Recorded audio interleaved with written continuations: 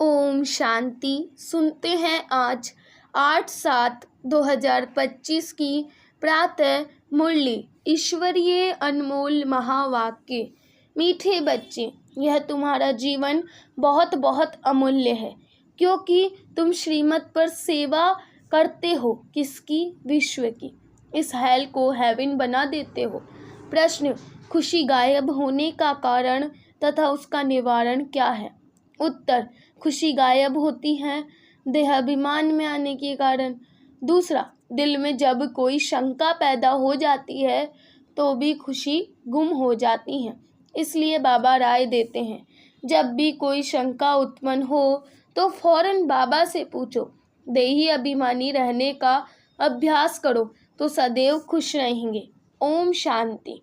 ऊंचते ऊंच भगवान और फिर भगवानुवाच: बच्चों को आगे मैं तुमको ऊंचते ऊंच बनाता हूँ, तो तुम बच्चों को कितनी खुशी होनी चाहिए। समझते भी हो बाबा हमको सारे विश्व का मालिक बनाते हैं। मनुष्य कहते परमपिता परमात्मा ऊंचते ऊंच है। बाप खुद कहते हैं मैं तो विश्व का मालिक बनता नहीं हूँ।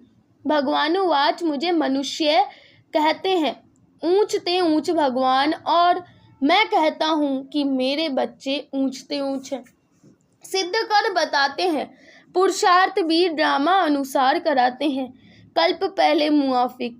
बाप समझाते रहते हैं, कुछ भी बात न समझो तो पूछो। मनुष्यों को तो कुछ भी पता नहीं है।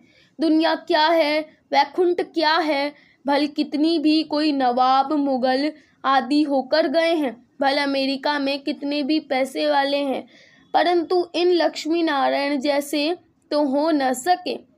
वह तो व्हाइट हाउस आदि बनाते हैं, परंतु वहाँ तो रत्न जड़ित गोल्डन हाउस बनते हैं। उसको कहा ही जाता है सुखधाम।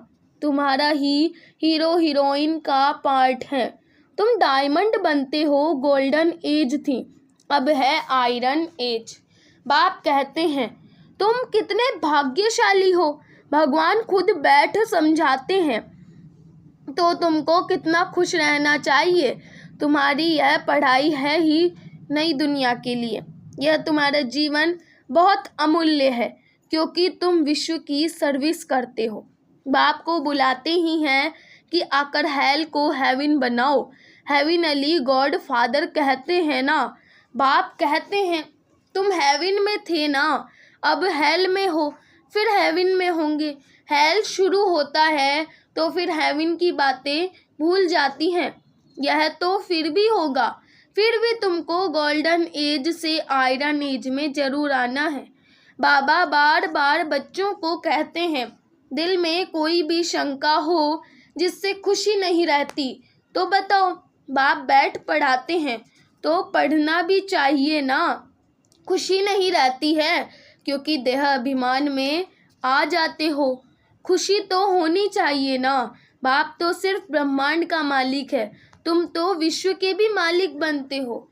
भल बाप को क्रिएटर कहा जाता है, परंतु ऐसे नहीं कि प्रलय हो जाती है फिर नई दुनिया रचते हैं। नहीं, बाप कहते हैं मैं सिर्फ पुरानी को नया बनाता हूँ, पुरानी दुनिया विनाश कराता हूँ, तुमको नई दुनिया का मालिक बनाता हूँ। मैं कुछ करता नहीं हूँ। यह भी ड्रामा में नूंद है। पतित दुनिया में ही मुझे बुलाते हैं, पारसनाथ बनाता हूँ, तो बच्चे खुद पारसपुरी में आ जाते हैं। वहाँ तो मुझे कभी बुलाते ही नहीं हैं। कभी बुलाते हो कि बाबा पारसपुरी में आकर थोड़ी विजिट तो लो, बुलाते ही नहीं। गायन भी है, दुख में सिमरण सब करे, सुख में करे न कोई। पतित दुनिया में याद करते हैं, सुख में करे न कोई। न याद करते हैं न बुलाते हैं। सिर्फ द्वापर में मंदिर बनाकर उसमें मुझे रख देते हैं। पत्थर का तो नहीं, हीरे का लिंग बनाकर रख देते हैं पूजा करने के लिए। कितनी वंडरफुल बातें हैं। अच्छी तरह से कान खोलकर सुनना चाहिए। कान भी प्योर करना चाहिए। Purity first. कहते हैं शेरनी का दूध सोने के बर्तन में ही ठहर सकता है। इसमें भी पवित्रता होगी तो धारणा होगी। बाप कहते हैं काम महाशत्रु है, इन पर विजय पानी है। तुम्हारा यह अंतिम जन्म है, यह भी तुम जानते हो। यह वही महाभारत लड़ाई भी है। कल्प कल्प जैसे विनाश हुआ है, हूबहू अब भी होगा। ड्रामानुसार तुम बच्चों को स्वर्ग में फिर से अपने महल बनाने हैं, जैसे कल पहले बनाए थे। स्वर्ग को कहते ही हैं पैराडाइज। पुराणों से पैराडाइज अक्षर निकाला है। कहते हैं मानसरोवर में परियां रहती थी, उसमें कोई टुबका लगाए तो परी बन जाए। वास्तव में ज्ञान मानसरोवर, उसमें तुम क्या से क्या बन जाते हो। शोभनिक को परी कहते हैं, ऐसे नहीं पंखों वाली कोई परी होती है। जैसे तुम पांडवों को महावीर कहा जाता है, उन्होंने फिर पांडवों के बहुत बड़े बड़े चित्र, गुफाएं आदि बैठ दिखाई है। भक्ति मार्ग में कितने पैसे बर्बाद करते हैं। बाप कहते हैं हमने तो बच्चों को कितना साहूकार बनाया, तुमने इतने सब पैसे कहाँ किए। साहूकार भारत था ना, और कितना था। अभी भारत का क्या हाल है, जो 100% सॉल्वेंट था अब 100% इंसॉल्वेंट बन पड़ा है। अभी तुम बच्चों को कितनी तैयारी करनी चाहिए। बच्चों आदि को भी यही समझाना है कि शिव बाबा को याद करो तो तुम श्री कृष्ण जैसे बनोगे। तुम बच्चों को कितनी खुशी रहनी चाहिए, लेकिन अपार खुशी उन्हें ही रहेगी जो सदा दूसरों की खिदमत माना सेवा में रहते हैं। मुख्य धारणा चलन बहुत बहुत रॉयल है, खान पान बहुत सुंदर हो। तुम बच्चों के पास जब कोई आते हैं तो उनकी हर प्रकार से खिदमत करनी चाहिए। स्थूल भी तो सूक्ष्म थी, जिस्मानी रूहानी दोनों करने से बहुत खुशी होगी। कोई भी आए तो उनको तुम सच्ची सत्यनारायण की कहानी सुनाओ। शास्त्रों में तो क्या क्या कहानियाँ लिख दी है।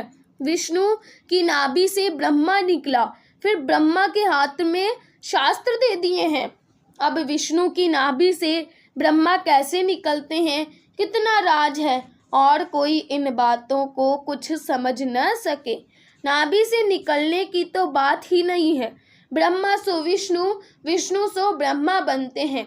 ब्रह्मा को विष्णु बनने में सेकंड लगता है। सेकंड में जीवन मुक्ति कहा जाता है। बाप ने साक्षात्कार कराया, तुम विष्णु का रूप बनते हो। सेकंड में निश्चय हो गया, विनाश साक्षात्कार भी हुआ। नहीं तो कलकत्ता में जैसे राजाई ठाठ से रहते थे, कोई तकलीफ नहीं थी, बड़ा रॉयल्टी से रहते थे। अब बाप तुम्हें यह ज्ञान रत्नों का व्यापार सिखलाते हैं, और वह व्यापार तो इनके आगे कुछ भी नहीं है, परंतु इनके पार्ट और तुम्हारे पार्ट में फर्क है। बाबा ने इनमें प्रवेश किया है और फट से सब छोड़ दिया। भट्टी बननी थी, तुमने भी सब कुछ छोड़ा। नदी का पार कर आए, भट्टी में पड़े। क्या क्या हुआ, कोई की परवाह नहीं। कहते हैं श्री कृष्ण ने भगाया। क्यों भगाया? उन्हों को पटरानी बनाने। ये भट्टी भी बनी। तुम बच्चों को स्वर्ग की महारानी बनाने के लिए शास्त्रों में तो क्या क्या लिख दिया है, प्रैक्टिकल में क्या क्या है, सो अब तुम समझते हो। भगाने की बात ही नहीं। कल्प पहले भी गाली मिली थी, नाम बदनाम हुआ था। यह तो ड्रामा है, जो कुछ होता है कल्प पहले मुआफिक। अभी तुम अच्छी रीति जानते हो, कल्प पहले जिन्होंने राज्य लिया है वह जरूर आएंगे। बाप कहते हैं मैं भी कल्प कल्प आकर भारत को स्वर्ग बनाता हूँ। पूरा 84 जन्मों का हिसाब बताया है। सतयुग में तुम अमर रहते हो, वहाँ अकाले मृत्यु होती नहीं। शिव बाबा काल पर जीत पहनाते हैं। कहते हैं मैं कालों का काल हूँ। कथाएं भी है ना, तुम काल पर विजय पाते हो। तुम जाते हो अमरलोक में। अमरलोक में उच्च पद पाने के लिए एक तो पवित्र बनना है, दूसरा फिर देवी गुण भी धारण करने हैं। अपना रोज पोता मेल रखो, रावण द्वारा तुमको घाटा पड़ा है, मेरे द्वारा फायदा होता है। व्यापारी लोग इन बातों को अच्छी रीति समझेंगे। यह है ज्ञान रतन। कोई विरला व्यापारी इनसे व्यापार करे। तुम व्यापार करने आए हो, कोई तो अच्छी रीति व्यापार का स्वर्ग का सौदा लेते हैं 21 जन्म के लिए। 21 जन्म भी क्या, 50-60 जन्म तुम बहुत सुखी रहते हो, पद्मपति बनते हो। देवताओं के पैर में पद्म दिखाते हैं, अर्थ थोड़े ही समझते हैं। तुम अभी पद्मपति बन रहे हो तो तुमको कितनी खुशी होनी चाहिए। बाप कहते हैं, मैं कितना साधारण हूँ, तुम बच्चों को स्वर्ग में ले जाने आया हूँ। बुलाते भी हो, हे पतित पावन आओ, आकर पावन बनाओ। पावन रहते ही हैं सुख धाम में। शांति धाम की कोई हिस्ट्री ज्योग्राफी तो हो नहीं सकती, वह तो आत्माओं का झाड़ है। सूक्ष्म वतन की कोई बात ही नहीं। बाकी यह सृष्टि चक्र कैसे फिरता है वह तुम जान गए हो। सतयुग में लक्ष्मी नारायण की डिनाइस्टी थी, ऐसे नहीं एक ही लक्ष्मी नारायण सिर्फ राज्य करते हैं। वृद्धि तो होती है ना, फिर द्वापर में वही पूज्य सो फिर पुजारी बनते हैं। मनुष्य फिर परमात्मा के लिए कह देते आपे ही पूज्य, जैसे परमात्मा के लिए सर्वव्यापी कह देते हैं। इन बातों को तुम समझते हो। आधा कल्प तुम गाते आए हो, ऊंचते ऊंच भगवान, और अब भगवानुवाच, ऊंचते ऊंच बच्चे हो। तो ऐसे बाप की राय पर भी चलना चाहिए ना। गृहस्थ व्यवहार भी संभालना है। यहाँ तो सब रह न सके, सब रहने लगे तो कितना बड़ा मकान बनाना पड़े। यह भी तुम एक दिन देखेंगे कि नीचे से ऊपर तक कितनी बड़ी क्यों लग जाती है। दर्शन करने के लिए कोई को दर्शन नहीं होता है तो गाली भी देने लग पड़ते हैं। समझते हैं महात्मा का दर्शन करें, अभी बाप है जो तुम बच्चों को ही पढ़ाते हैं। तुम जिसको रास्ता बताते हो, कोई तो अच्छी रीति चल पड़ते हैं, कोई धारणा कर नहीं सकते। कितने हैं जो सुनते भी रहते फिर भाड़ में जाते हैं, तो वहाँ के वहाँ रह जाते।